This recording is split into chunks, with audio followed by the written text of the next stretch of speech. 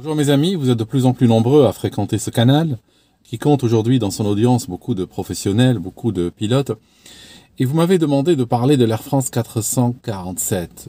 J'ai eu du mal au début, je ne vous cache pas, parce que une bonne partie de mon audience vient de France. Cet accident a eu lieu en été 2009. C'est comme si c'était hier, dans la tête de beaucoup de gens. Il y a beaucoup d'émotions encore attachées à ce drame. Et c'est pour cela qu'au départ, j'ai été réticent. Je voulais pas en parler. Néanmoins, aujourd'hui, je vais le faire. Et j'aimerais quand même vous dire quelque chose, que dans cette vidéo, il n'y a pas d'attaque directe ou indirecte, ou explicite ou implicite envers les protagonistes de ce drame, qu'ils soient les pilotes, Air France, Airbus, même si des fois je ferai des comparaisons classiques entre Airbus et Boeing, ce n'est pas dans le sens où l'un est meilleur que l'autre. C'est juste des comparaisons techniques pour illustrer mon propos. Alors, ça, c'était un propos, on va dire, liminaire. Plus que cela. Il y a une difficulté dans cette vidéo, au-delà de l'émotion que je viens de décrire, c'est le fait que lorsqu'on parle d'Airbus, on ne va pas décrire les accidents en termes d'huile et d'essence. Il sera question d'algorithme, il sera question d'équation. Ça rend la chose des fois un peu plus abstraite et je vais faire de mon mieux pour la vulgariser le plus possible. Je ferai quelques petits raccourcis, pas énormes. C'est juste pour que la vidéo ne dure pas 2 jours de plus que ce qu'elle va durer déjà. D'accord? Donc, on va commencer. Dans la nuit du 31 mai au 1er juin 2009, un accident terrible a eu lieu. C'était la perte de l'Airbus A330 d'Air France, le vol Rio-Paris. C'était un appareil qui avait décollé dans la soirée du dimanche, 22h30 à peu près. Il avait décollé pour arriver, en théorie, le lendemain à Paris-Charles de Gaulle. L'appareil commence à remonter le Brésil selon une trajectoire à peu de choses près nord-est. Il arrive au-dessus de l'océan et c'est une longue partie de sa route qui va l'emmener au-dessus de l'océan Atlantique. Il va traverser cette zone dans la nuit. Il va passer de l'hémisphère sud à l'hémisphère nord. Et puis à un moment donné, il est censé apparaître de l'autre côté, du côté des côtes africaines, et commencer à parler ou à communiquer avec le contrôleur aérien à Dakar. Ce qu'on sait, c'est que il a quitté les côtes brésiliennes et les contrôleurs du Sénégal n'ont jamais réussi à établir le contact. Dans le matin, vers la matinée, l'inquiétude était grandissante, tout le monde parlait à tout le monde, énormément de contrôleurs en France, en Espagne, au Brésil, aux Canaries, étaient en train de se demander mais où est-ce qu'il est parti, l'Air France 447. Une enquête pour trouver cet avion a commencé vers 8 heures du matin. Au départ, on se dit, bon, peut-être le vol a été annulé, puis ils ont oublié de nous le dire, ils ont oublié de désactiver le plan de vol. Bon, c'est pas le genre d'Air France, mais ça peut arriver. Après, on valide qu'effectivement, non, il est parti, il a bien décollé de Rio de Janeiro, les gens l'ont vu partir, il est parti, voilà. Mais quelque chose a dû survenir au-dessus de l'océan.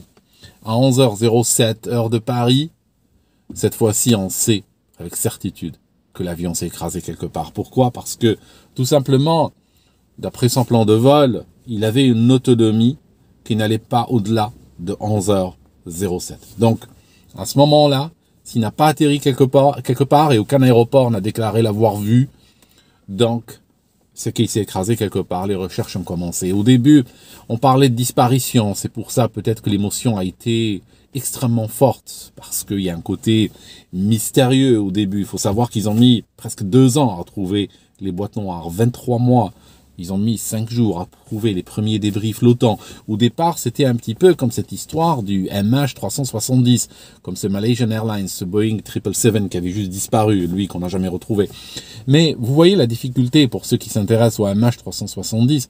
Remarquez que ce Air France qui suivait son chemin, qui suivait littéralement la trajectoire balisée pour traverser l'océan, qui a suivi, qui a adhéré à son plan de vol, finalement il est perdu et il faut 2 ans pour le retrouver. Alors vous imaginez si un avion comme le MH370 s'égare volontairement ou involontairement de son chemin, les chances de le retrouver dans cette incarnation sont extrêmement faibles. Ok. Pour parler donc de notre Airbus, il va falloir revenir un petit peu en arrière. Il va falloir revenir en Californie dans les années 60. Dans les années 60, en Californie, on était en train de faire des recherches pour développer des lois de vol de commandes électriques. Pourquoi? Pourquoi cela? Pourquoi on a fait ça? Alors, il y a énormément de raisons. Je peux vous en donner une, par exemple. Les militaires s'intéressaient énormément à cela pour ceci. Regardez. Imaginons qu'il y a un avion de vol, il y a un avion, quelconque, un avion militaire, un avion de chasse par exemple, et que ceci soit plus ou moins son domaine de vol. Ce rectangle représente de manière schématique le domaine de vol de notre appareil. L'avion a coûté, mettons, 100 millions de dollars. Ça veut dire, en d'autres termes, on a payé 100 millions de dollars pour ce domaine de vol. Maintenant, les pilotes vont faire quoi? Les pilotes vont essayer d'explorer ce domaine de vol, d'accord? Et peut-être que, en moyenne, ils utilisent cette partie du domaine de vol. Ça veut dire qu'on a perdu, si je regarde ici, on a perdu tout ce domaine. On a perdu pour 30 millions de dollars de domaine de vol. Ça peut arriver, ça. Okay? Ce qui peut arriver aussi, c'est que on a un pilote qui peut-être fait cela, sort du domaine de vol, et là on a perdu pour 100 millions de dollars de domaine de vol. Parce que là l'avion est cassé, ou l'avion s'est écrasé. Vous voyez?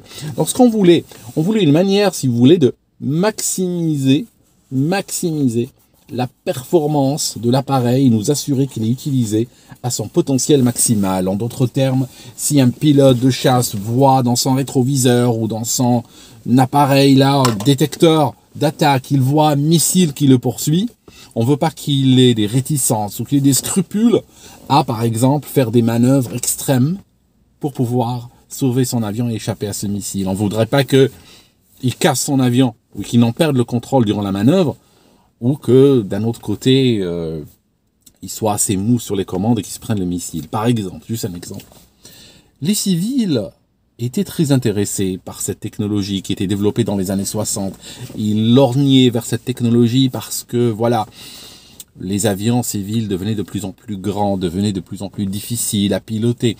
Ce qu'on voulait éviter réellement, on voulait éviter la difficulté. On voulait fabriquer un avion facile et agréable à piloter. On voulait sortir de cette image d'Épinal, de ce commandant de bord qui se bat contre son Boeing 707 ou son DC-10 pour le poser, ce pilote qui sue sous sa casquette, ce pilote qui serait quelque part une sorte de d'Éric Tabarly ou d'Eugène Rigidel des airs se battant contre leur catamaran pour filer droit. On voulait éviter cela. Et il n'y a pas d'objectif sinistre derrière, parce que si on a un pilote qui est reposé, qui est relaxé, qui est aidé par l'appareil, ben c'est un pilote qui pourra peut-être mieux scanner tous ses instruments, qui pourra être plus frais lorsqu'une difficulté arrive, qui pourra être plus présent mentalement et physiquement. C'est pas un pilote qui est exténué au bout de 4 heures de vol. Voilà ce qu'on voulait à peu près. Plus il y a d'autres raisons que je ne vais pas évoquer maintenant, qui seraient trop difficiles à évoquer, ou trop longues plutôt à évoquer. En tout cas, ils ont développé une loi de vol qu'on appelle, c'est une loi, la loi fondamentale réellement, qui sera utilisée par l'Airbus plus tard, qu'on appelle la loi C étoile. Ils ont développé aussi une variante qu'on appelle la loi C étoile U. Celle-ci, je vous le dis tout de suite, c'est ce qui est utilisé par Boeing sur ces appareils qui sont fly-by-wire, à commande de vol électronique, comme le Boeing 777 ou le Boeing 787 aussi, qui utilise cette loi C étoile U. Alors, c'est quoi cette loi C étoile? Alors, cette loi C étoile, si on regarde les documents de l'époque de la NASA, qui sont d'ailleurs, on n'en trouve pas des masses. Je pense même que cette vidéo, c'est la seule sur Internet qui explique ou qui parle de la loi C étoile. Regardez. La problématique, quand elle s'est posée à Ames, ça c'est ma fille qui a mis des gribouillis partout. Alors, la loi C étoile venait en réponse à ceci. Si je regarde la trajectoire que fait un avion, n'est-ce pas? Je regarde la trajectoire que fait un avion. Cette trajectoire, elle a été divisée en petits points comme ça, en petits segments, n'est-ce pas? On met des points et on divise la trajectoire en petits segments. Hein. Comme ça, on ne réfléchit pas sur la trajectoire entière, on réfléchit que par petits segments. Et notre but, c'est aller d'un segment à l'autre. Quelles sont les données fondamentales par lesquelles on commence? Alors, les données fondamentales, pour résoudre l'équation de ce segment, appelons-le, je ne sais pas moi, appelons-le X par exemple, eh ben pour résoudre ce X, on va utiliser trois fonctions. On va utiliser un triplet de fonctions. Alors, la première fonction, c'est la position en fonction du temps. La deuxième fonction, c'est la vitesse en fonction du temps. Et la troisième fonction, c'est l'accélération en fonction du temps. Vous remarquez bien que chacune peut être dérivée de l'autre. D'accord ? Chacune de ces fonctions, en réalité, va ouvrir, en fait, sur trois variables. Ça veut dire qu'on a la position en fonction de X, la position en fonction d'Y, la position en fonction de Z. Hein. En fait, c'est les trois coordonnées dans l'espace, en fait. Hein. On va représenter chacune de ces fonctions par un vecteur. Ah, je vous ai dit, quand on parle d'Airbus, c'est pas d'huile et d'essence, hein, c'est clair. Donc, la vitesse, c'est pareil. Vx, Vy, Vz. Et l'accélération, c'est pareil. L'accélération selon X, l'accélération selon l'axe Y et l'accélération selon l'axe Z. Donc on a ces neuf variables qui sont réellement à l'origine ou qui sont à l'essence réellement des commandes électriques de vol. Ces informations qu'il y a là, ces 9 variables, sont des variables inertielles. Je peux mettre un petit i partout. Donc je mets un i là, un i là, un i là, pour insister, hein, je le fais 9 fois, pour insister, pardon, pour insister que ces variables que vous voyez là sont des variables inertielles. Pourquoi elles sont inertielles? Parce que quand on a un avion qui se déplace, il y a deux manières de concevoir son déplacement. Il y a un déplacement par rapport à la Terre, et il y a un déplacement par rapport à l'air, parce que l'air se déplace aussi. Ce qui nous intéresse dans cette histoire de commande de vol électrique, c'est le déplacement par rapport à la Terre. Parce que, je vous montre, exemple, je prends une carte, je prends au hasard là, une carte d'approche, Rio de Janeiro, ok? Je prends cette carte d'approche. Les trajectoires d'approche que vous voyez là, ce plan de descente, tout ce que vous voyez là, ce sont des trajectoires qui sont représentées par rapport à la Terre. Ce ne sont pas des trajectoires représentées par rapport à l'air, auquel cas elles changeraient d'un instant à l'autre. Quand un avion navigue, il est en train de suivre des trajectoires par rapport à du solide, par rapport à du concret, par rapport à une piste, à une montagne, à une balise. Nous sommes en train de suivre des trajectoires qui sont fixes dans l'espace, même si, effectivement, l'air, lui, bouge dans tous les sens. Ok. Donc, je disais, nous avons 9 variables. Ok. Pour résoudre ces variables, on va fabriquer une loi qu'on appelle la loi C étoile. D'accord? Des fois, elle est dite en anglais C star. C star pour étoile. Et on va dire que c'est l'étoile inconnue parce que la documentation sur cette C étoile est extrêmement faible, comme je l'ai dit. Alors, l'équation C étoile va chercher à créer un avion qui se pilote de manière intuitive, à essayer de comprendre le pilote, à essayer d'accompagner ses gestes, de comprendre sa volonté. Ça marche comment vraiment? Alors, voilà un petit peu l'idée. Avant d'écrire plus loin, voici l'idée derrière l'équation C étoile. On se dit que quand le pilote agit sur les commandes, prenons un avion classique, oublions l'Airbus, prenons même un DR400 ou un Cessna d'Aéroclub, ou peu importe, un avion classique. Quand le pilote tire sur le manche, par exemple, quelle est la sensation? Quelle est la sensation qui va lui dire, qui va dire à son cerveau, attention, tu es en train d'agir correctement, ou bien attention, tu as abusé, ou attention, tu n'as pas tiré assez sur le manche, tu n'as pas poussé assez. C'est quoi le sentiment? Parce que c'est comme ça que ça se pilote un avion. Hein. On disait avant même, ça se pilote aux fesses. Mais c'est quoi ce sentiment qu'on ressent dans son corps? Le sentiment, c'est ce qu'on appelle le facteur de charge. C'est l'accélération. Ça veut dire que si un pilote tire sur le manche, il tire trop brutalement par exemple, sa tête va avoir tendance à rentrer dans ses épaules, et là il aura l'impression qu'il a tiré sur le manche trop fort. A contrario, s'il pousse sur le manche trop brutalement, il ira vers du 0G, ça signifie son bras va flotter dans l'air. S'il a un stylo quelque part, il va remonter, la poussière remonte, les objets non arrimés remontent dans l'habitacle. Ça, c'est quand on a abusé dans l'autre sens.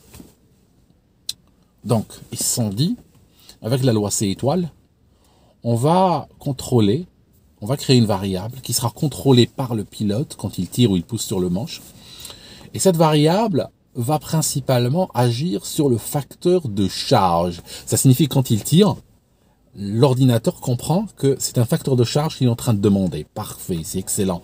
Mais c'est pas suffisant, il y a un problème avec ça. C'est que, je vous raconte par rapport à la voiture, par exemple. Si je suis dans une voiture, quand vous conduisez, imaginez que vous êtes en train de prendre un, je ne sais pas moi, un grand virage ou autre à vitesse d'autoroute. Qu'est-ce qui vous dit que vous avez exagéré? Qu'est-ce qui vous dit que vous allez trop vite? Qu'est-ce qui vous dit que vous allez un peu trop agressivement sur le volant? C'est l'accélération. Dans une voiture, c'est une accélération latérale. C'est quand vous êtes, si vous sentez que vous êtes en train de faire ça comme ça pour tenir, pour rester droit, c'est que peut-être il est temps de lâcher un petit peu sur l'accélérateur ou peut-être être un peu moins agressif sur le volant.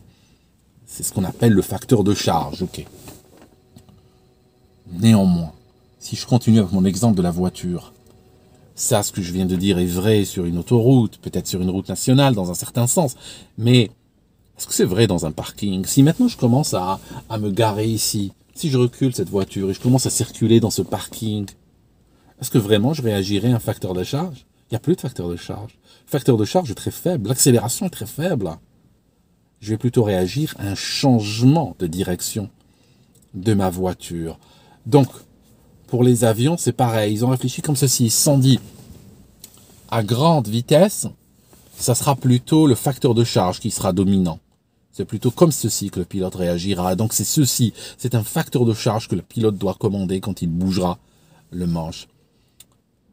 Si il va à faible vitesse, on ne pourra pas piloter l'avion au facteur de charge, on va plutôt le piloter à l'assiette. Quand il tirera sur le manche, ça voudra dire qu'on va lui donner un cabrage ou un piqué proportionnel à son action sur le manche. Vous voyez, on commence à avoir l'idée. Alors bien sûr, comme dans toutes ces lois, on ne peut pas passer de l'une à l'autre, d'un mode à l'autre, brutalement. Il va falloir le faire de manière progressive, de manière à tenir compte de toutes les étapes intermédiaires entre le facteur de charge et l'assiette. À ce moment-là, ils vont donc créer cette loi. Alors, la loi C étoile, elle est égale à quoi? Elle est égale à ceci. Elle est égale au départ au facteur de charge, je vais l'appeler F, tel que ressenti par le pilote. Ça, c'est un facteur de charge, c'est une accélération. Je peux même mettre ici pilote, en petit comme ça. D'accord, c'est le facteur de charge ressenti par le pilote. Plus quoi?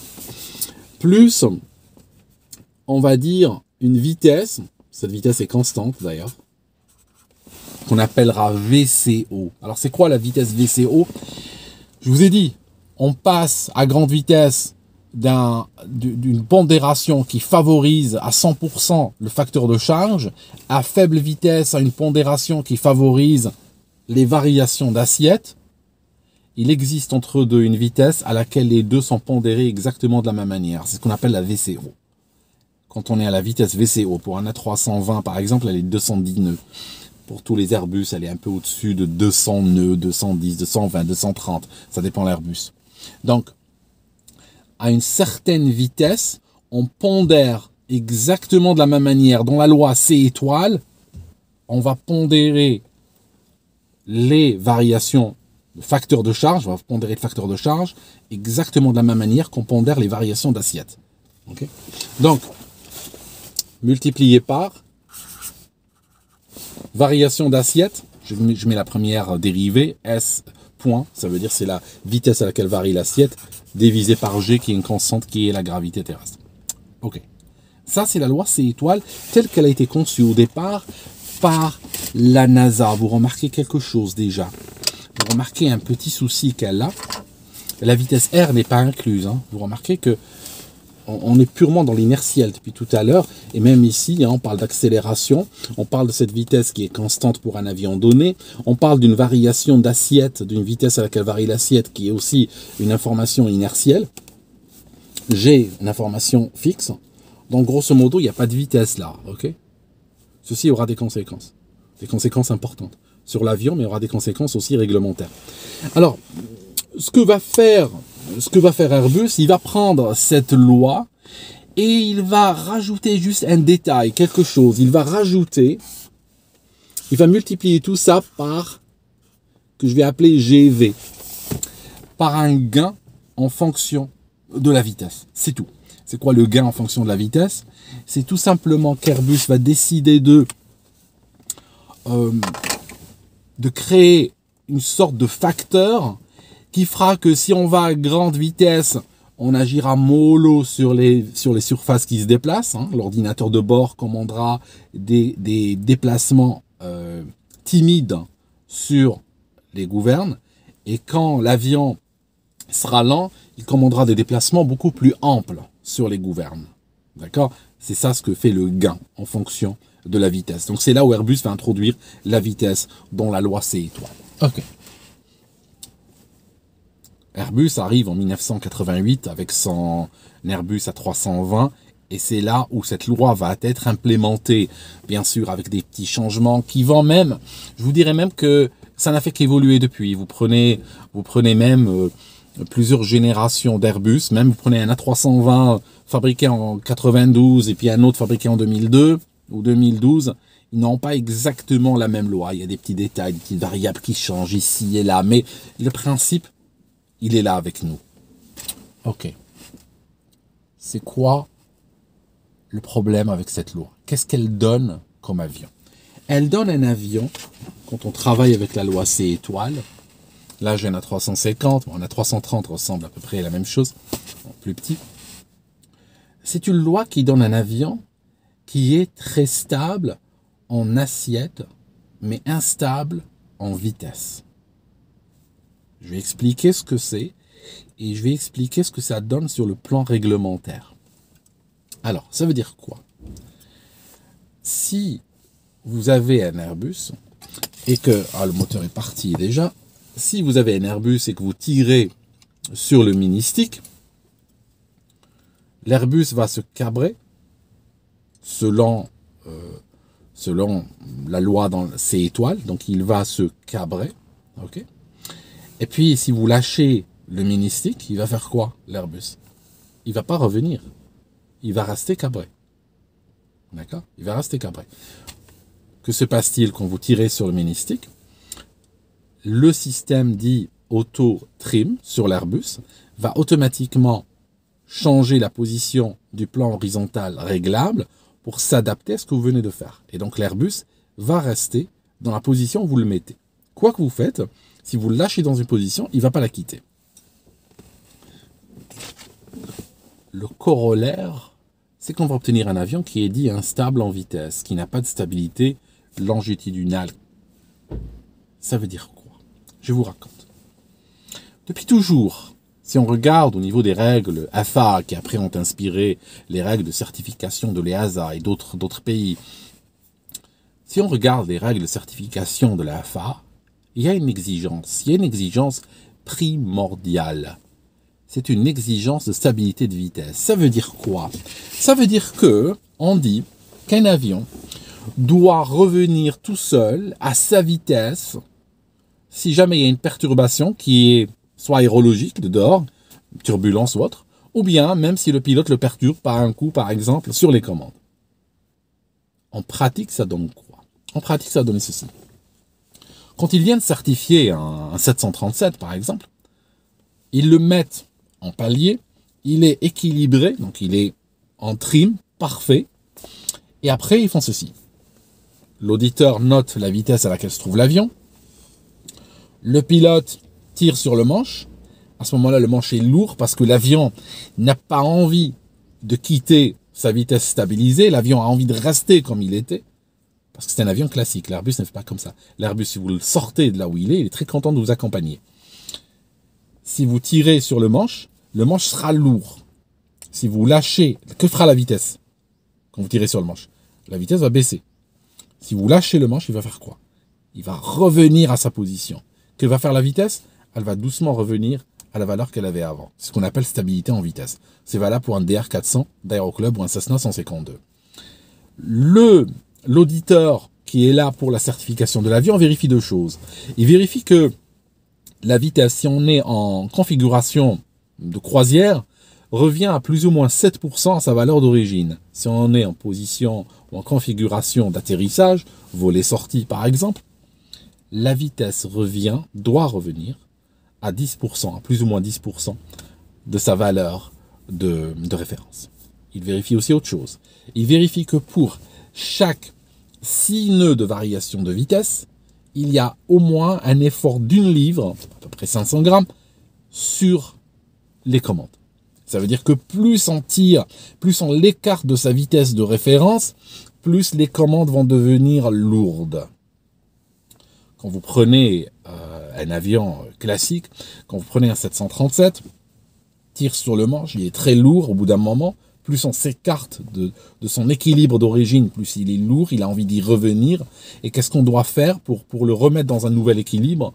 On va travailler avec le trim. Ça veut dire il y a des boutons sur le manche, hein, et ça va faire bouger, on va bouger manuellement cette surface-là pour rééquilibrer l'avion à une nouvelle vitesse. Et en réalité, ce qu'on est en train de faire, c'est un petit peu comme sur Windows. Vous voulez effacer un fichier, il vous dit, vous êtes sûr? C'est une manière de l'avion pour vous dire, est-ce que vous êtes sûr que vous voulez le rééquilibrer à une vitesse différente?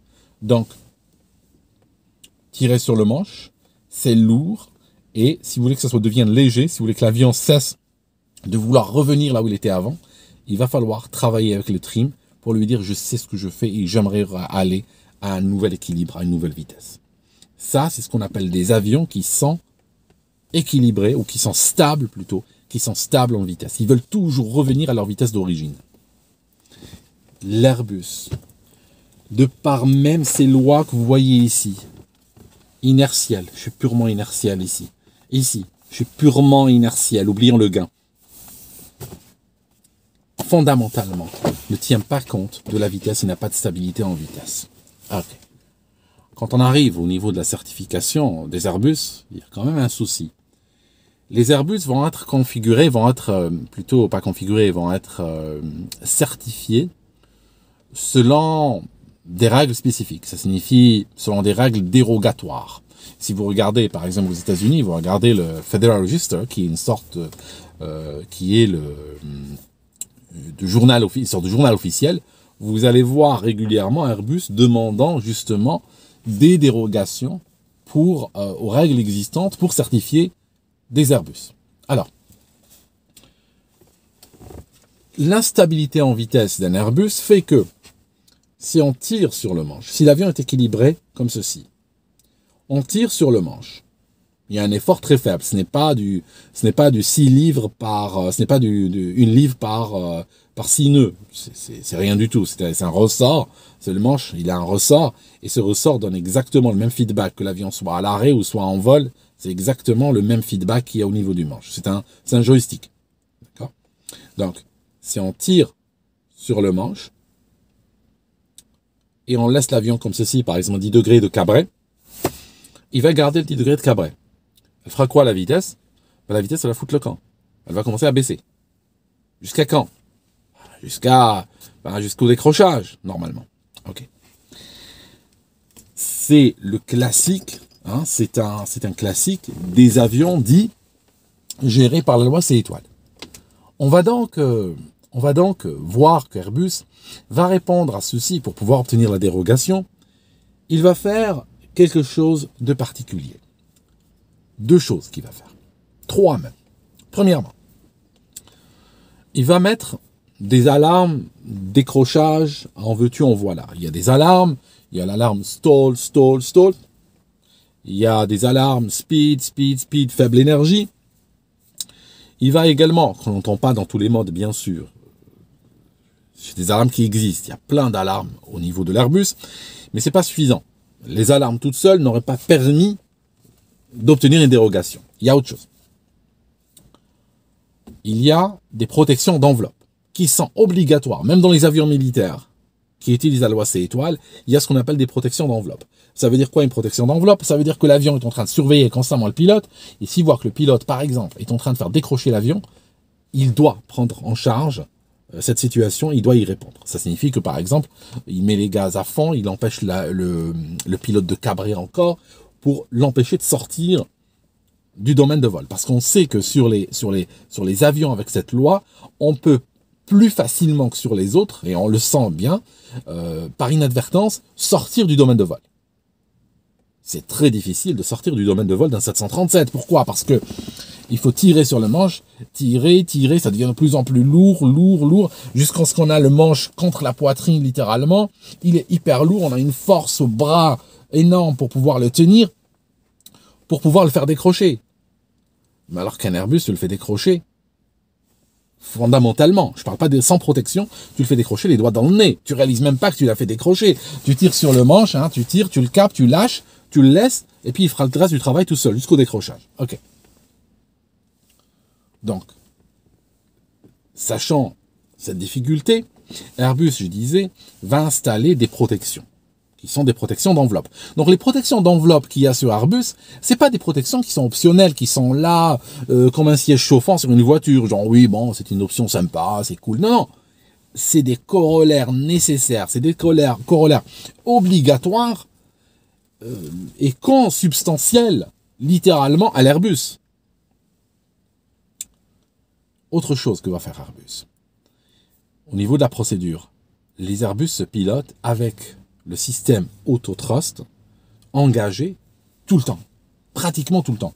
Les pilotes s'alignent, décollent, quelques secondes plus tard, ils voient climb, ça signifie prenez les manettes des gaz, mais cliquez-les sur le climb, donc ils ramènent les manettes des gaz sur une sorte de gauge, clic, climb, par exemple s'ils sont ils ont décollé par exemple au maximum, donc ils sont là, ils décollent, bon, après au bout d'un moment, ils ont climb, donc clic, et voilà. Les manettes sont sur climb. À partir de ce moment-là, elles vont rester sur cette position tout le long du vol, y compris lors de l'atterrissage quand les pilotes désactivent le pilote automatique, les manettes restent toujours en position climb. Et puis, jusqu'à tout à la fin, quand ils arrivent à peu près à 20 pieds sol, quand l'avion commence à dire retard, ça veut dire ramener les manettes au nôtre. Pourquoi?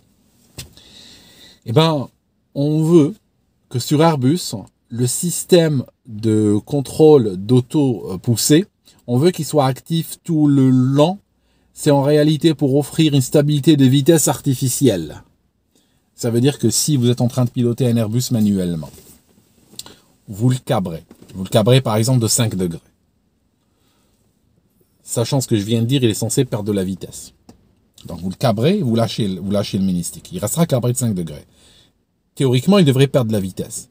Mais en fait, vu que le système autothrust est tout le temps engagé, même quand vous pilotez manuellement, l'autothrust va rajouter des gaz pour vous maintenir la vitesse que vous aviez avant. Donc en fait, ce qui est extraordinaire avec l'Airbus, et ça, ce qui le rend facile, c'est le fait que vous avez un avion qui devient ultra stable. Il est hyper stable, il est stable non seulement en assiette, mais il est aussi stable en vitesse. Donc il est super facile à piloter. Ça se pilote sans effort. Ce genre de dispositifs sont géniaux, sont très bien à la base, mais ils ont un problème. Ils ont deux problèmes même. Ils ont un premier corollaire. Vous savez, il est dit, je ne sais pas si les gens ont une réalité, mais il est dit que lorsque l'ABS est arrivé sur les voitures, il est dit que au départ, le freinage a été extrêmement difficile pour certains, et il y a eu même des accidents. Pourquoi? Parce que il y a eu des accidents, parce que les gens se disaient j'ai maintenant des freins plus puissants, j'ai des freins plus efficaces, je peux me permettre des choses que je ne pouvais pas me permettre avant. Résultat net, ils finissaient dans le décor. Ça veut dire que l'ABS apportait de la sécurité, mais à condition de continuer à conduire avec prudence, comme on le faisait avant. Maintenant, si jamais on a une augmentation de la sécurité, mais qu'on l'accompagne par une augmentation de l'imprudence, on n'a rien gagné du tout. C'est un petit peu, vous savez, il y a une théorie économique qui dit que les dépenses augmentent toujours pour rejoindre les revenus. Vous avez des gens, vous regardez leurs revenus sur 10 ans, ils ont par exemple doublé ou triplé, Et vous avez que toujours à la fin du mois, ils ont des difficultés. Parce que les dépenses ont augmenté pour rejoindre les revenus. Eh ben, on peut théoriser quelque chose de similaire au niveau de la sécurité. On va dire que l'imprudence augmente toujours pour rejoindre les nouvelles mesures de sécurité qui ont été mises en place. Alors par exemple, dans ce cas-là, si on se dit que parce que l'avion est plus facile à piloter, parce que l'avion a un accompagnement électronique tout azimut, que par exemple on forme moins les pilotes, vous voyez que dans ce cadre-là, on va nous retrouver avec des soucis. Ça signifie qu'on a ramené des éléments qui ont augmenté la sécurité d'un côté, mais on les a compensés quelque part par un malus lié à des pilotes qui gèrent moins bien leur avion. Hein, quelque part, parce que quelque part, piloter un Airbus, c'est un petit peu comme chanter à travers Autotune. Quelque part.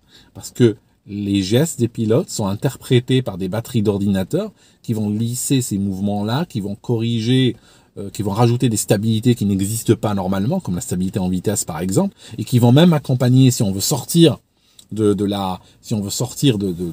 l'enveloppe de vol, elles vont essayer de protéger cette enveloppe-là et garder l'avion manu militari à l'intérieur de l'enveloppe.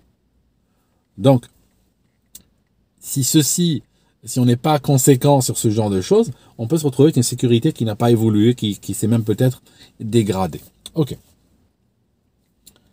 Avançons un peu maintenant par rapport à ça.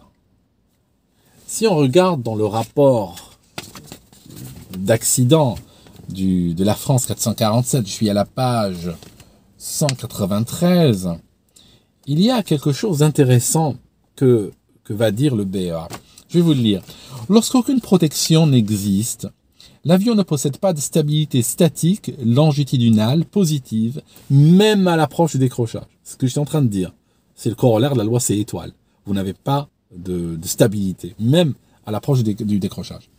Cette absence se traduit en particulier par le fait qu'il n'est pas nécessaire d'avoir ou d'augmenter une action à cabrer pour accompagner une perte de vitesse en maintenant l'avion en palier.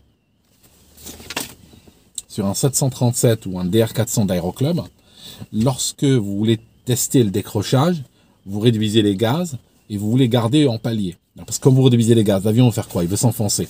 Vous l'empêchez de s'enfoncer en tirant sur le manche. Et donc, plus il ralentit, plus il a tendance à s'enfoncer. Donc, à manche égale, à position de manche égale, si vous ne faites rien, il va s'enfoncer. Donc, vous devez tirer encore. Il ralentit, et là, il atteint un nouvel équilibre. Et il va faire quoi? Il veut s'enfoncer encore. Et vous devez tirer, tirer, tirer. Et le décrochage va survenir littéralement quand vous êtes embuté sur le manche. Sur Airbus, pour faire un décrochage, il n'est pas nécessaire de continuer à progressivement tirer. Il n'est pas nécessaire. Il suffit juste de le sortir d'un équilibre, d'un équilibre où il était, le sortir, le laisser, ne rien faire, et il finira par décrocher à un moment donné. S'il n'y a pas de protection, bien sûr. Comme le dit le rapport. Ce comportement à basse vitesse, même s'il peut paraître contraire à certaines prescriptions de règlement de base que je venais de décrire, a été jugé acceptable par les autorités de certification, par la prise en compte de conditions spéciales et interprétations particulières. En effet, la présence de protection d'enveloppe de vol rend tout à fait acceptable une stabilité statique longitudinale neutre. D'accord ? C'est pour ça que je vous disais que les protections qu'il y a sur Airbus ne sont pas comme le siège chauffant. Ce sont des protections consubstantielles à l'Airbus. Et si l'Airbus était présenté à la certification sans ces protections, il ne passerait pas. Il n'y a pas de raison de le certifier. Ok. Maintenant, ça c'était dans le domaine... Vous savez, pour comprendre l'Air France 447, il faut mélanger, il faut être un peu pluridisciplinaire. Il faut parler de réglementation, d'engineering, parler de pilotage, de plein de choses. Si on va au niveau du pilotage ou du document de l'Airbus, c'est quoi la loi de pilotage telle qu'elle est formulée aux pilotes? Si vous demandez à n'importe quel pilote d'Airbus, il va vous dire que la loi fondamentale qui est utilisée par l'Airbus, c'est ce qu'on appelle la loi normale. La loi normale. La loi normale, c'est quoi? La loi normale, c'est la loi C étoile plus protection. C'est ça. La loi normale, c'est la loi de vol de l'Airbus, la plupart du temps, heureusement, c'est une loi qui utilise la loi C étoile et qui rajoute les protections que je viens de décrire. Donc, protection d'enveloppe, par exemple, protection d'inclinaison, de cabré, protection sur le facteur de charge, protection sur le décrochage, protection sur la survitesse, etc., etc. C'est pour ça que c'est protection avec S. Ok, il y a énormément de protections. Ok. Maintenant, le problème, c'est que ces protections que vous voyez ici avec S, certaines protections, c'est des protections inertielles, hein, et certaines protections sont des protections air ou aérodynamiques. D'accord? Vous le voyez. Par exemple, protection inertielle, c'est le facteur de charge. Hein. Si on tire à vouloir casser l'avion, l'appareil va nous empêcher. Il va à un moment donné dire, attention, tu en fais trop, et il va plus tenir compte de l'ordre à cabrer, par exemple, hein, si on est trop brutal. Ok. Ça, c'est des protections dites inertielles. Il y a des protections dites air. Il y a une alarme là-dedans.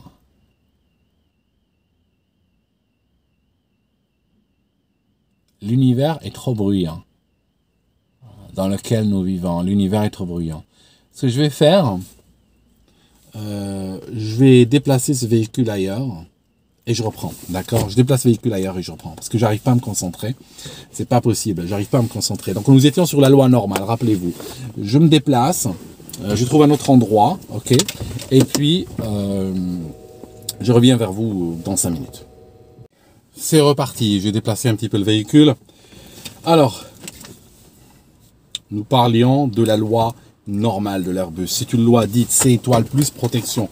En termes de protection, je veux dire protection inertielle et protection liée à l'air. Donc l'air, par exemple, c'est par rapport à une protection sur vitesse ou à une protection en décrochage. Ok. Maintenant, que se passe-t-il si jamais on perd les références air, si par exemple on ne peut plus accéder à la vitesse? Que se passe-t-il sur un Airbus si la vitesse est perdue? Ça peut arriver. La vitesse est calculée par des calculateurs qui utilisent des capteurs qui sont à l'extérieur. Ces capteurs sont sujets malheureusement au givre, sont sujets à être bouchés, etc. Donc ce qu'on va faire, on va se dire qu'il est probable qu'on puisse perdre les protections air. Alors si on perd les protections air, que se passe-t-il? On garde toujours la loi C étoile, parce que la loi C étoile n'a pas besoin de beaucoup d'informations air, donc c'est bon. On va garder les protections, mais en fait, on va garder que les protections qui sont inertielles. Les protections air, elles se perdent. Il n'y a plus de protection air. Et comment on l'appelle cette loi? On l'appelle la loi alternative. Loi alternative. Donc, la loi alternative, c'est une loi qui est assez proche de la loi normale, mais en fait, je dirais qu'elle est plus proche de la loi C étoile pure que de la loi normale. En réalité, la loi alternative, c'est la loi la plus délicate en termes de pilotage sur un Airbus. C'est la loi la plus difficile à gérer. Parce que c'est une loi qui va créer un avion non conventionnel, mais sans assistance de stabilité. Donc réellement, c'est la loi la plus dure, la plus vicieuse à utiliser si on n'a pas été clairement entraîné dessus. Si jamais, mais on garde des protections bien sûr, on garde des protections comme les protections de facteurs de charge et tout ça. Si jamais on perd les références inertielles, eh ben, imaginons que les références inertielles sont perdues, on n'a plus de C étoiles qui tiennent. Parce que C étoile a besoin absolument des références inertielles. Donc sur un Airbus, si on perd les références inertielles, on part en loi directe. Ça veut dire quoi, loi directe? En loi directe, c'est plus la C-étoile qui tienne, il n'y a pas de C-étoile. On va avoir notre Airbus qui part directement, qui va connecter directement le mini-manche aux surfaces de vol. Et il va permettre un contrôle direct des surfaces de vol, sans stabilité, sans rien. Donc à ce moment-là, sans stabilité artificielle, mais sans aussi instabilité. Ça signifie que l'avion va commencer à ressembler, l'Airbus va commencer à se ressembler à peu près à un 737. C'est la loi la plus facile à utiliser, hein, parce que dans un certain sens, si l'avion est écarté, hein, si l'Airbus est écarté d'une vitesse où il était stable, il faut que le pilote touche sur le trim lui-même pour le restabiliser à une nouvelle vitesse. Okay, donc il y a un comportement en loi directe beaucoup plus sain qu'un comportement en loi alternative. Encore une fois, si on est en loi alternative, si vous présentez un Airbus par exemple, ou un avion quelconque, vous fabriquez, et puis qu'il utilise une loi équivalente à la loi alternative de l'Airbus, il n'est pas certifiable. Okay, il n'est pas certifiable. Parce que les autorités pensent, et à juste titre, que des avions qui travaillent uniquement à la loi C-étoile sans protection, ou avec des protections minimales, les autorités pensent que ces avions-là sont casse-gueule. D'accord? Et tellement casse-gueule qu'on ne voudra même pas les certifier. L'Airbus est certifié comme ceci, pas comme ceci. D'accord? Ça, c'est un mode dégradé. Okay? Je pense que maintenant, on est clair. Oui, peut-être un détail. Rappelez-vous, quand j'ai parlé de la loi C-étoile de l'Airbus, je disais que le gain des commandes, le gain ici, dépendait de la vitesse. D'accord? On fait quoi en loi alternative du gain? Qu'est-ce qu'on fait du gain? Ah ben oui, parce que le gain dépend de la vitesse. Qu'est-ce qu'on fait? Alors on fait deux choses. On va supposer, on va être le plus conservateur possible. On va utiliser une vitesse assez élevée et dire que si je n'ai pas accès à la vitesse, je vais me baser sur un gain qui serait équivalent à une vitesse de 330 nœuds. D'accord? Donc on va partir sur 330 nœuds. Je ne peux pas mesurer la vitesse, mais je suppose qu'elle est de 330 nœuds. C'est tout, je m'en fiche. C'est 330 nœuds. Et si jamais le train d'atterrissage sort, qu'est-ce qu'on fait? On passe en loi directe. Comme ça, on donne, parce que si le train d'atterrissage sort, on l'utilise comme un marqueur ou comme un indicateur. Ceci n'est pas complètement vrai, 100% vrai dans tous les Airbus, toutes les versions et tout, mais c'est en général le mode de fonctionnement sur ces types d'appareils. C'est que si jamais le train d'atterrissage est sorti, ça veut dire que maintenant, on va plus pouvoir utiliser la loi C-étoile, parce que là, on arrive à des vitesses assez basses et ça commence à devenir critique, on commence à s'approcher de la fin, on va dire, de l'enveloppe de vol, hein, par le bas. Donc à ce moment-là, qu'est-ce qu'on fait? On va juste abandonner la loi C-étoile et faire passer l'avion en loi directe. C'est pour ça que beaucoup d'Airbus, quand le train d'atterrissage est sorti, alors qu'ils sont en loi alternative, ils passent directement, hein, en loi directe et ils abandonnent la loi C-étoile. Donc je pense que maintenant, le contexte a été bien clarifié. Revenons à cette nuit du 31 mai au 1er juin 2009. On a notre avion qui décolle dans la nuit. Il s'engage au bout d'un moment au-dessus de l'Atlantique. Il est à peu près 2 heures du matin et à ce moment-là, on a, en termes d'équipage, on a 2 copilotes et un commandant de bord. C'est un peu bizarre, oui, mais vu que le vol est long, on a un équipage qui est un peu enrichi. Hein. Ces gens, ils auraient fait, je sais pas moi, un Paris-New York, on n'aurait qu'un commandant de bord et un copilote. Mais vu qu'on fait un Rio-Paris, on rajoute un copilote. Donc, le commandant de bord décide d'aller se reposer, ce qui est tout à fait normal. Il n'y a rien de bizarre là-dedans. Il décide d'aller se reposer. Il part, il quitte le cockpit et il va laisser 2 copilotes assis chacun. Il y a un qui prend son siège et un autre qui est assis à droite. Il va les laisser là à gérer la destinée de l'avion. L'avion, en réalité, ils n'ont pas à faire grand-chose. L'avion est programmé. Tout le plan de vol est rentré dans le FMC. Et puis, l'ordinateur de bord nourrit automatiquement les systèmes. Donc, pratiquement, il n'y a qu'à monitorer, il n'y a qu'à surveiller, regarder. Petit problème, c'est que il y a un peu de turbulence. C'est une zone dite de convergence intertropicale. C'est une zone où il y a tout le temps des grains, il y a tout le temps des cellules orageuses, et les avions ont tendance à slalomer, parfois sur de bonnes distances, entre les cellules orageuses telles qu'ils les voient dans le radar météo. C'est juste pour assurer un confort optimal à leurs passagers et éviter les turbulences extrêmes. Donc, les deux pilotes sont là, ils éteignent les lumières dans le cockpit, ils allument les phares de l'avion pour voir dehors. Pourquoi? Parce que ils sont au niveau 350, le niveau maximal tel qu'indiqué, le rec max est de 370, mais ils gardent une marge, ce qui est tout à fait louable, ils gardent une marge par rapport au maximum, quoique l'avion aurait pu aller au maximum de 370, mais il reste au 350. Et ils regardent dehors, et ce qui les inquiète, c'est que les nuages semblent remonter jusqu'à chez eux. C'est vrai que c'est toujours inconfortable de voir des nuages. Tu es au niveau 350, tu espères survoler la météo. Et là, tu vois des nuages qui vont arriver jusqu'à ton niveau, et parfois tu peux même rentrer dedans. D'accord? Et ça peut contenir des turbulences, ça peut contenir des courants, ça peut contenir de l'eau et tout ça, en surfusion en particulier, et c'est très embêtant. Donc, les pilotes, je disais, éteignent la lumière dans le cockpit, allument les phares dehors, et puis décident d'altérer le cap d'à peu près 12 degrés. Ils altèrent le cap, d'accord, de 12 degrés pour s'éloigner un petit peu de leur route, parce qu'ils doivent slalomer de toute façon. Tout le monde le fait ce soir-là, tous les avions qui étaient dans la région faisaient pareil. Certains, même beaucoup plus, ont pris des détours littéralement beaucoup plus larges que ceux de l'Air France 447. Et soudainement, il est 2h10, 05, sans avertissement, sans rien du tout, sans signe avant-coureur. Il y a plein d'alarmes dans le cockpit. Le pilote automatique se déconnecte.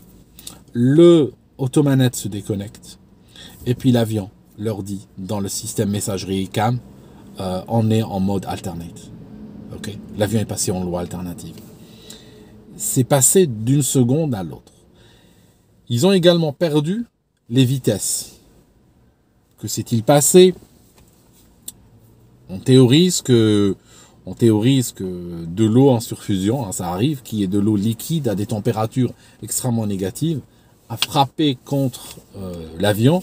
Il y avait aussi, en ce moment-là, il y avait sur l'appareil, il y avait des sortes de glace, de petits morceaux de glace qui sursautaient comme ça sur l'avant de l'appareil.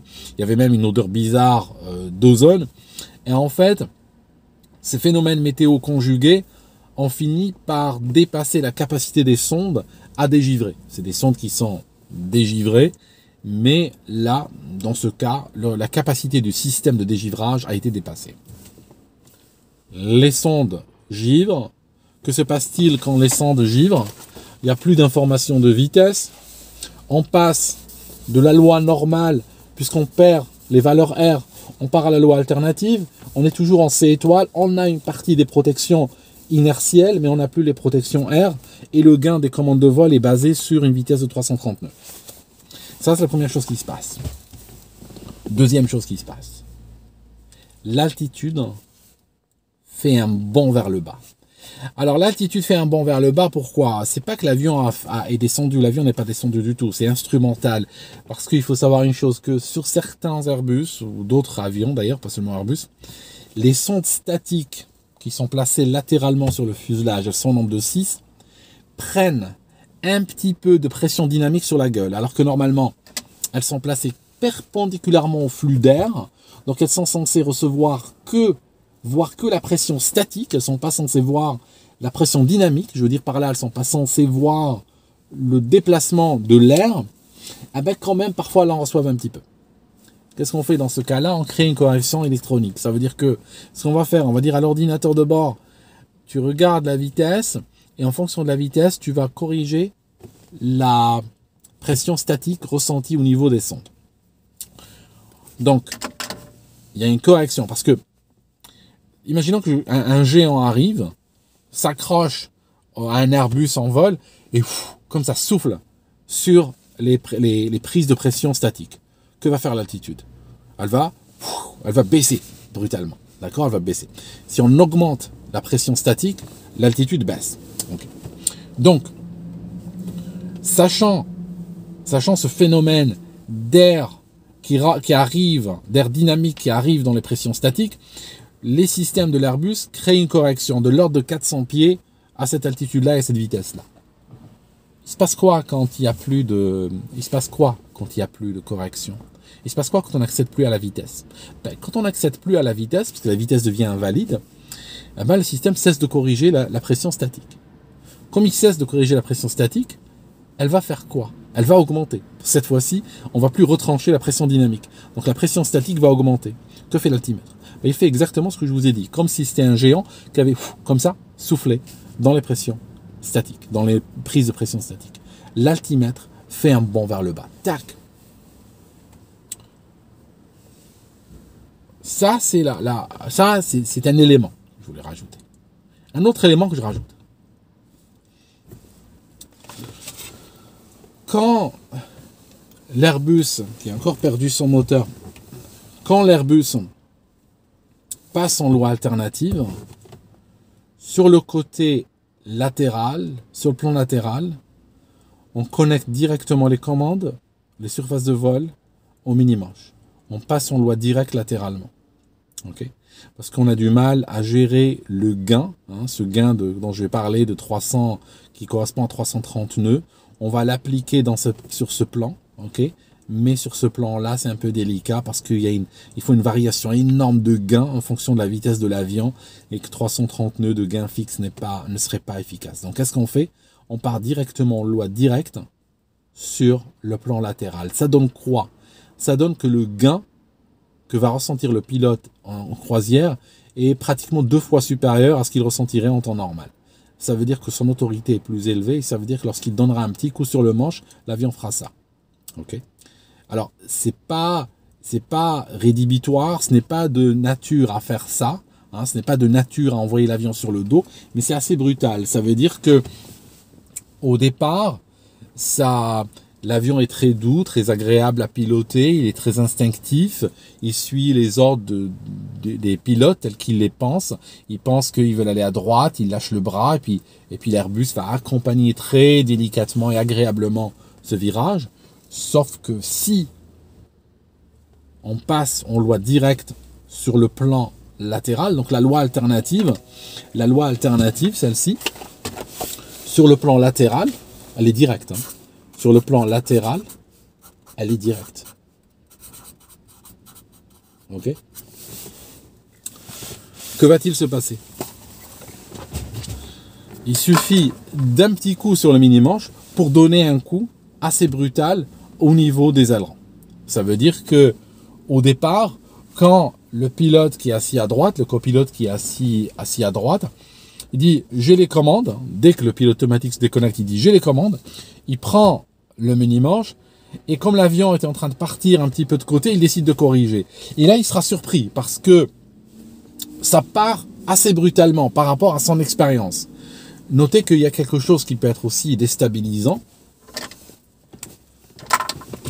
Si vous regardez ce dessin que je viens de faire, loi alternative, mais attention à les lois directes latéralement. Ça veut dire que je suis en train de vous raconter ça. Si je prends le mini-manche, il peut se déplacer d'avant en arrière et il peut se déplacer de gauche à droite. Ok? Alors ce que je suis en train de vous raconter, c'est qu'il y a une incohérence, d'axe. C'est-à-dire que d'avant en arrière, il est en loi C étoile alternative, ce qui est en réalité équivalente à une loi normale sans protection, mais le comportement va rester, tant que tu décroches pas, tu ne verras pas de problème. Et latéralement, il sera en loi directe. D'accord? Ça veut dire que en réalité, c'est comme si tu avais 2 avions en main. Ça signifie que sur le plan, quand tu tires ou tu pousses, ça va, tu peux aller normalement, tu ne verras pas de différence, il n'y a pas de différence notoire. Avant, arrière, ça va très bien, ça reste pilotable, comme d'hab. Sur le côté latéral, gauche-droite, ça devient brutal. Ça devient assez sec. Ouh, ok. Et il faut faire avec, il faut s'adapter. Il mettra un petit moment à s'adapter. Mais le temps qu'il s'adapte il va aller en butée. Il va aller en butée à gauche, il va aller en butée à droite. Donc l'avion va battre des ailes assez sèchement d'un côté à l'autre. Ce qu'il fait également, il tire sur le manche. Il tire sur le manche. Pourquoi? Il a l'impression de tomber. Probablement, il a le feeling qu'il est en train de tomber. Ce feeling est probablement encouragé par deux choses. L'altimètre qui fait clac, qui descend de 500 pieds, 400 pieds. Les cristaux de glace qui tapent sur le pare-brise, qui forment une sorte de tunnel. Lui, il va très vite dans ce tunnel-là. Il a l'impression que ce tunnel est en train d'aller vers le sol ou quelque chose comme ça. En tout cas, il y a une interaction défavorable entre le pilote et l'avion. Et le pilote fait quoi? Il tire sur le manche. Il va tirer brutalement. Ça signifie qu'il va aller pratiquement en butée. Il va aller en 2/3 de butée par moment. Il va vraiment tirer sèchement. Il va tirer et maintenir l'avion encadré. Les avions de type Airbus, comme on l'a dit, n'ont pas de stabilité naturelle en vitesse. Donc, l'avion va l'aider. Le trim va se reconfigurer. Il va commencer à configurer encabré, jusqu'à un moment donné où il atteint 13,5 degrés encabré. Quand on a retrouvé la vis sans fin du trim, le chariot qui est dessus, qui est poussé dessus par la vis sans fin, était dans une position correspondant à un cabré maximal. Donc l'avion va l'aider. Ça signifie lui, il tire sur le manche et l'avion l'aide. Ils sont configurés pour aider. L'avion commence à prendre de l'altitude très rapidement. Il commence à grimper. À un moment donné, il y avait, je crois, 17,9 degrés de cabré. 17,9 degrés de cabré, 18 degrés de cabré. Juste pour vous dire, si c'était un cabré qui avait été atteint lors d'un décollage, le commandant de bord, il dit au mollo sur le cabré, doucement, tu fais un peu trop. D'accord? Un cabré de 18 degrés dans un décollage est jugé un peu agressif. D'accord? Généralement, ils s'en tiennent à 15 degrés. Là, on est au niveau 350. L'avion est ultra proche de son plafond. Et on a un cabré de 18 degrés par moment. L'appareil monte et il monte très bien. Il monte à plusieurs milliers de pieds par minute, de 6-7 000 pieds par minute par moment. Il est en train de faire quoi? Il est en train de troquer de la vitesse contre de l'altitude. Il est en train de perdre de la vitesse et est en train de gagner de l'altitude. Le geste pour faire décrocher un Airbus, je l'ai fait en simulateur d'une compagnie aérienne. J'ai fait plusieurs tests à de nombreuses reprises sur les derniers mois pour tester cette situation. Le geste est complètement pas naturel. C'est le feeling que ça donne, dans le sens où il faut réellement tirer sur le manche et maintenir le manche tiré pendant une longue période et sentir l'énergie de l'avion se dégrader et continuer à le faire. Et il faut longtemps. Ça ne se fait pas parce qu'on tire par inadvertance. On peut tirer pendant 5 secondes, 10 secondes. Après, on réalise qu'on est en train de faire le mal.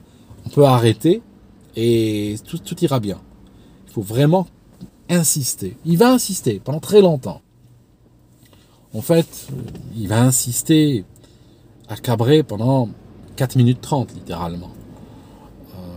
Au départ, l'avion monte, bien entendu il monte, il arrive presque au niveau, il passe au niveau 370, après il va vers le niveau 380, il n'arrivera pas vraiment au niveau 380, un peu avant le niveau 380, ce système va atteindre ses limites, l'avion va commencer à s'enfoncer, il va commencer à ralentir, à perdre de plus en plus de vitesse.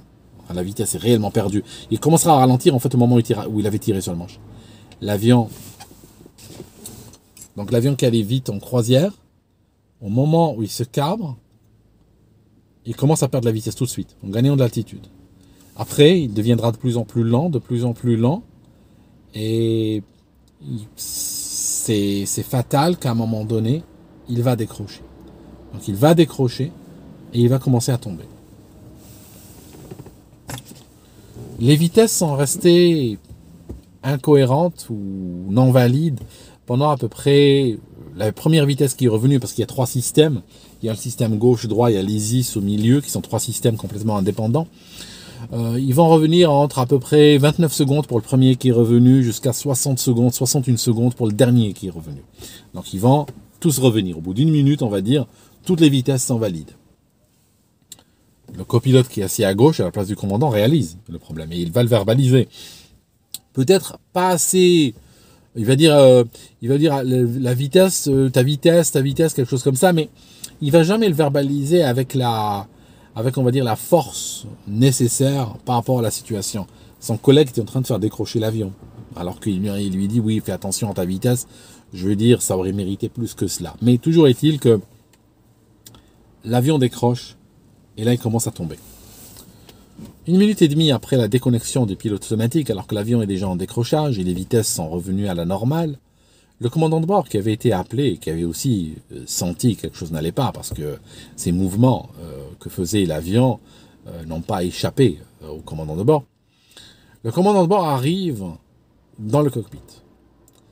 Et là, il y a quelque chose d'assez étonnant qui va arriver, parce que les deux pilotes et le commandant de bord vont vivre deux histoires différentes. Le problème est présenté à ces deux groupes de manière complètement différente. Le copilote et les deux copilotes, eux, ils ont assisté à la situation telle qu'elle s'est construite. Ils ont assisté à la disparition des vitesses, ils ont assisté aux premières alarmes, ils ont assisté à tout cela. Et puis, moyennant cette situation, ils ont perdu le contrôle de l'appareil. Quand le commandant de bord arrive, lui, il n'a pas vu que les vitesses avaient disparu, qu'elles étaient revenues. Lui, il arrive, les vitesses sont normales à ce stade. Vous voyez? Il n'a pas cet historique. Donc lui, il arrive, il regarde, et la situation de son regard doit s'apparenter à quoi? Elle doit s'apparenter à un avion qui est hyper lent, qui est en train de décrocher. Donc l'altimètre est en train de baisser à toute vitesse, le variomètre est en train d'aller vers les 10 000, 15 000 pieds par minute. La vitesse affichée à gauche, à droite, partout, sont très basses. La vitesse sol est très basse. L'avion est en train de tomber. C'est un décrochage pur. Il n'y a rien de spécial dans ce que voit le commandant de bord. Pourtant, lui aussi va rester absent. Lui aussi ne va pas comprendre ce qui se passe. Il va rester au milieu et ils sont en train de regarder et se demander ce qui est en train de se passer.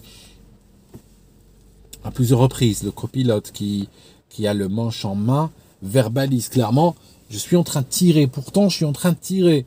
Je tire. Il dit même par moment, il faut tirer, allez, on tire, là, on tire. Et quand son collègue lui dit, à un moment donné, nous sommes en train de tomber, il lui dit, oui, mais pourtant je suis en train de tirer. Pourtant je suis en train de tirer, c'est le fait qu'on est en train de tirer que ça tombe. C'est ça l'idée. Hein. L'idée, c'est que si on a un décrochage puis on tire, ça tombe encore plus vite. Hein. Si on fait décrocher un DR400 d'aéroclub et on tire et on maintient le manche, on va tomber comme une pierre. Et plus on tire, plus on tombera comme une pierre. Jusqu'au sol. Il n'y a pas de limite à ce jeu. Malheureusement, aucun des trois hommes ne va tilter. Ils sont juste fascinés par cet avion qui est en train de tomber, et l'autre il est clac, clac. Par moment, il a comme des velléités de pousser vers l'avant. Et là, il y a un problème d'ergonomie qui va le piéger encore une fois. C'est-à-dire,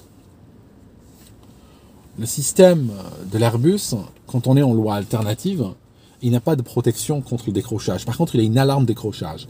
L'alarme décrochage, il y a une voix de mâle, une voix d'homme qui dit « stall, stall, stall ». Cette voix, elle va retentir pendant, je crois, 80 fois durant ces 4 minutes et demie où l'avion tombe. Donc, quand il dit « stall », quand le gars dit « stall », tu es en train de te décrocher. Mais l'avion ne va pas t'aider à récupérer le décrochage. Il va juste te le dire, mais il ne va pas t'aider. Que fait l'avion? L'avion, il a des mesures d'incidence. Il a des mesures d'incidence, des capteurs d'incidence. Sauf qu'en dessous d'une certaine vitesse, quand on est en dessous de 60 nœuds, c'est à peu près 110 km/h, en dessous de 60 nœuds, il considère ces valeurs d'incidence comme invalides. C'est pour éviter les alarmes intempestives pendant que l'avion est au sol ou l'avion est en train d'accélérer au décollage. Donc, pour éviter les alarmes intempestives, ces sondes ne fonctionnent que si elles reçoivent assez d'air dans la figure. Donc, en dessous de 60 nœuds, la mesure est invalide. Donc, en dessous de 60 nœuds, on n'a pas d'alarme. Ça veut dire quoi vraiment? Ça veut dire que Quand le pilote cabre l'avion et que la vitesse passe en dessous de 60 nœuds, l'alarme stall disparaît. La vitesse disparaît et l'alarme stall disparaît. Il n'y a pas d'alarme. L'avion tombe. Au bout d'un moment, le pilote se dit, tiens, je pousse un peu. Donc il pousse un peu. Au moment où il pousse un peu, l'avion commence à prendre un peu de vitesse. La vitesse passe au-dessus de 60 nœuds, ce qui est une bonne chose. La vitesse est en train d'augmenter maintenant, ce qui est excellent. À un moment donné, elle passe même à 120, 130 nœuds, ce qui est parfait. Il aurait fallu juste laisser encore et l'avion aurait raccroché. Non. Dès que la vitesse passe au-dessus de 60 nœuds, l'alarme reprend. Stall. Qu'est-ce qu'il fait? Il tire. L'alarme se tait. L'avion continue à tomber. Puis il reste comme ça, à tomber, il voit une altitude. Alors qu'est-ce qu'il fait? Il se dit, allez, je pousse encore. Il repousse doucement. Et puis stall. Et il tire encore. Pendant que l'avion est en train de tomber. Ok. Donc, ce qui se passe, autre chose va se passer. Une confusion dans la tête des pilotes par rapport à ce qu'on appelle le décrochage haute vitesse. À un moment donné, le rapport évoque comme si ils avaient peur de décrocher à haute vitesse. Je vous montre. Si vous regardez premier cours d'aéroclub sur comment les avions volent ou comment les ailes sont dans l'air et tout ça, bon, ça fait à peu près ça. On va vous dessiner une aile, bon, comme ceci. Elle sera peut-être un peu bombée vers le haut, n'est-ce pas? Et on va vous dire, l'air, quand il arrive là, bien, comme ça, il va accélérer. Quand il va accélérer, effet Venturi, il va perdre en pression. L'accélération est de l'ordre de 30% par rapport au flux d'air restant. Et en fait, ceci va créer une baisse de pression, n'est-ce pas? Qui va aspirer l'aile vers le haut. Génial. Ça, c'est très sympa. Maintenant, le problème, c'est que c'est plus complètement vrai sur les avions de ligne aujourd'hui. Pourquoi? Parce que à cause de ce problème, dans les années 50-60, ils ont constaté que lorsqu'ils arrivaient à peu près 75% de la vitesse du son, ils commençaient à avoir une dégradation très importante de la performance des ailes. Les ailes montraient peu de portance et beaucoup de résistance à l'avancement. Vous pouvez même aller jusqu'au décrochage, ce qu'on appelait le décrochage haute vitesse. Alors par la suite, ils ont changé. Ils ont fait des recherches et ils ont changé l'aile. Si vous regardez l'aile d'un Airbus, les ailes des avions modernes sont relativement plates. Enfin, un peu dur à dessiner, mais elles sont relativement plates sur le haut, sur l'extrado. C'est ce qu'on appelle un profil supercritique. Ça veut dire qu'en fait, ces ailes-là sont beaucoup moins susceptibles au décrochage à haute vitesse que les ailes conventionnelles. L'Airbus utilise des ailes supercritiques. Donc une aile supercritique, c'est très difficile d'arriver, il n'y a pas assez d'énergie, il n'y a pas assez de moteur, il n'y a pas assez de puissance pour arriver à une survitesse justifiant un décrochage haute vitesse. Ça n'existe pas. Pourtant, c'est enseigné chez les pilotes, c'est enseigné quand on arrive à l'aéroclub. Alors voilà, il y a le décrochage basse vitesse, le décrochage haute vitesse. Et les pilotes vivent dans cette impression qu'ils peuvent décrocher vers le bas et décrocher vers le haut. Alors décrocher vers le bas, ça fait beaucoup de veuves et orphelins. Vous aurez du mal à rencontrer un type qui a décroché à haute vitesse de nos jours. C'est presque le décrochage haute vitesse, j'exagère un petit peu, hein, je suis africain, je caricature, c'est presque légende urbaine. Et ceci depuis pratiquement les années 70. Et ceci est sur tous les Airbus. Donc, les pilotes avaient peut-être l'impression que ça allait trop vite et qu'ils étaient en train de faire un décrochage haute vitesse. Et comme c'est un décrochage qui est juste formulé quelque part, qui est là quelque part dans leur tête, sans jamais qu'il soit exposé à un entraînement ou autre, ils avaient l'impression qu'ils décrochaient parce qu'ils allaient trop vite. Peut-être. À un moment donné, il dit on a une vitesse de fou là. Parce que c'est l'impression qu'il a. Toujours est-il que l'avion, techniquement, et pendant très longtemps, pour être honnête, était récupérable. Il aurait suffi de pousser sur le manche, de persister malgré cette alarme stall, et puis elle serait tue au bout d'un moment, la vitesse aurait commencé à augmenter, et puis après, ils auraient pu le récupérer en évitant le décrochage secondaire. Néanmoins, ce que je suis en train de dire là a un défaut peut-être logique dans l'histoire. Okay, il y a peut-être un défaut logique. Je vous montre. Je prends la performance de cet équipage ou de ces pilotes ce jour-là. C'est quoi la difficulté de ne pas faire décrocher un avion? Je la représente par cette petite montagne.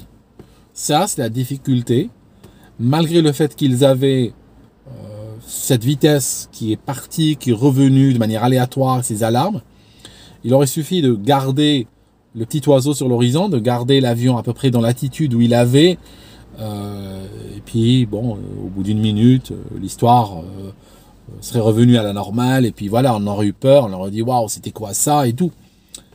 Il fallait pas mal de doigté pour le garder, mais c'était relativement facile. C'est quoi la difficulté, si je la représente en montagne, pour récupérer un avion qui a décroché en pleine nuit et à haute altitude, et un décrochage bien prononcé? D'accord? Donc c'est pour ça que je vous dis un problème logique avec ce que je viens de dire.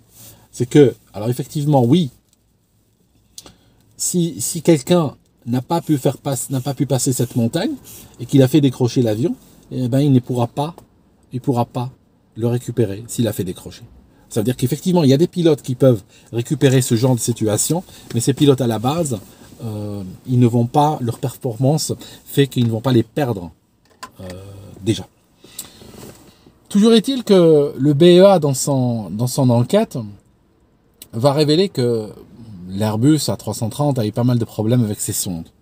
Et qu'ils ont trouvé 13 cas qui sont indiqués dans le rapport d'accident. Il y en a avec Air France, avec Qataria, avec une compagnie brésilienne, TAM, etc. Avec plusieurs, avec Air Caraïbes et tout. Donc ils ont plusieurs cas qu'ils ont trouvés. 13 au total. 13 cas sur les 9, 13 cas, sur les 13, il y en a 9 où l'alarme de décrochage a retenti. Juste pour vous dire qu'il y en a sur 13 équipages, il y en a 9 qui étaient à deux doigts de se viander. D'accord? Qui ont commencé à perdre le contrôle, mais qui ont réagi à l'alarme de décrochage en faisant piquer l'avion. D'ailleurs, il y a même un équipage qui d'emblée, d'entrée de jeu, quand il a vu qu'il a tout perdu, ils ont même pas attendu une alarme de décrochage, quoi que ce soit, ils ont mis l'avion légèrement en descente. Parce que tu mets l'avion en descente, tu es au niveau 350, si tu perds 1000 pieds par minute, tu as 35 minutes avant d'atteindre la mer. C'est pas comme si tu volais au-dessus des Alpes. Donc tu as 35 minutes pour voir venir, pour comprendre, pour que la situation se résolve d'elle-même, ou que tu la troubleshoot, ou que tu discutes, etc. Le problème, c'est qu'en tirant sur le manche, comme un qui veut éviter un obstacle qui est devant lui, on a des fois des crashs où il y a des gens, ils ont des alarmes GPWS, ils sont en train d'aller vers un relief, ils ne réagissent pas aussi agressivement que des fois certains pilotes réagissent au-dessus de l'océan. Et là, on le voit sur le Air Asia aussi, Air Asia. Pareil, il y en a 320. J'ai découvert sur Canal. Pareil, au moment où il voit les premières alarmes, le copilote tire sur le manche et le garde tirer jusqu'à faire décrocher l'avion. Ça, c'est clair. Donc, l'avion va frapper contre la mer. À un moment donné, ils disaient au niveau 100.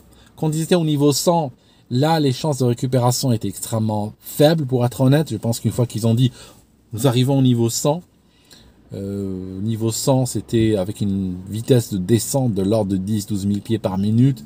Ça signifie qu'il leur restait moins d'une minute pour récupérer l'avion. Là, honnêtement, je suis pas complètement convaincu qu'ils auraient pu le récupérer. Peut-être bien que oui, peut-être bien que non, mais je pense que non. À un moment donné, le copilote dit mais on va taper. Et puis la seconde après, il tape. Ça signifie l'avion s'écrase dans l'eau. 228 morts sur le coup. Et puis voilà, une partie des pièces vont flotter, elles seront récupérées dans les jours suivants, comme la dérive verticale qui a été retrouvée 5 jours après, flottant entre les eaux. L'image a fait le tour du monde. C'est l'image qui confirme que l'avion a été perdu pour ceux qui avaient encore un dernier doute. La vitesse verticale était de l'ordre de 200 km/h lors de l'impact. La vitesse horizontale était extrêmement faible. L'avion s'est brisé en plusieurs morceaux. Il s'est pas pulvérisé comme certains accidents où on a une forte énergie à l'impact. Il est tombé comme ça brutalement, cassé en plusieurs morceaux qui ont immédiatement commencé à couler. 4000 mètres de profondeur, 3900. Et voilà. Et ça a fait 228 morts. C'est un accident. C'est un accident absolument terrible et c'est un accident qui n'est pas vraiment nécessaire. Je dirais, sans vouloir critiquer les pilotes ou autres, je dirais que Vraiment, si ce jour-là, parmi les passagers, il y avait un pilote de deltaplane ou un pilote de planeur ou un pilote d'objets similaires, il aurait plus de chances à sauver cet avion. Mais toujours est-il que il faut savoir à la décharge des pilotes que la loi alternative est une loi extrêmement proche de la loi C étoile pure et que cette loi-là est très casse-gueule. Il faut le savoir. Quand l'avion passe en loi alternative, il faut que dans la tête, les lettres C étoile s'affichent en grand et qu'on sache qu'il faut faire super gaffe à cette loi-là et qu'il ne faut pas tenter de vouloir gagner de l'altitude avec cette loi. Il faut à minima rester en palier. Si on a trop peur, peut-être se mettre en descente, comme certains sont mis en descente, mais pas vouloir faire des manœuvres extrêmes parce que c'est une loi qui n'a pas de stabilité en vitesse et qui en plus peut accompagner les bêtises. Si on fait des conneries, elle va les renforcer. D'accord ? Voilà mes amis. C'était le Air France. J'ai pas voulu revenir sur ce qui est connu déjà. J'ai voulu vous apporter une vision différente, le voir sous un angle différent. Merci d'avoir suivi jusque-là et on se retrouve dans une autre vidéo. Deux petits points que j'aimerais rajouter avant de finir. C'est que chez Boeing, ils ont utilisé la loi C étoile U, qui a été formulée en même temps que la loi C étoile, mais le U c'est pour vitesse. Et en fait, cette loi inclut intrinsèquement la vitesse R, qui est rajoutée là-dedans pour créer une stabilité naturelle en vitesse. Donc les Boeing de type 777 au 787, si par exemple un pilote voulait les faire décrocher, il faudrait qu'il tire sur le manche, sur un manche qui devient de plus en plus lourd. Il faudrait qu'il confirme son intention de les déséquilibrer de cette manière par une action répétée, continue et manuelle sur le trim. Ils ne font pas de l'auto-trim pour arriver justement à cette situation. Donc ça crée, on va dire, plus de protection que par exemple un Airbus qui serait en loi alternative. Ça, c'est le premier point. Le deuxième point que je voulais vous dire aussi, c'est que rappelez-vous cette histoire de gain des commandes de vol, ce gain qui est calibré sur 330 nœuds, c'est que quand l'Airbus de l'Air France 447 a commencé à perdre de la vitesse, par moment il était à 60 nœuds, il faut savoir que même lorsqu'il était à 60 nœuds, le gain, lui, était toujours équivalent à 330 nœuds. Ça signifie que les commandes commençaient à répondre, au fur et à mesure que la vitesse diminuait, les commandes commençaient à répondre de manière de plus en plus on va dire molle quelque part. Ça veut dire que réellement, à 60 nœuds, il aurait peut-être eu intérêt à sortir le train d'atterrissage pour faire passer l'avion en loi directe et peut-être accéder au déplacement complet des commandes. Mais faut-il encore qu'il eût pensé à la situation telle qu'elle était en train de se présenter. Ils sont morts sans jamais avoir compris qu'ils étaient en train de décrocher probablement. Merci mes amis, puis on se voit dans une autre vidéo.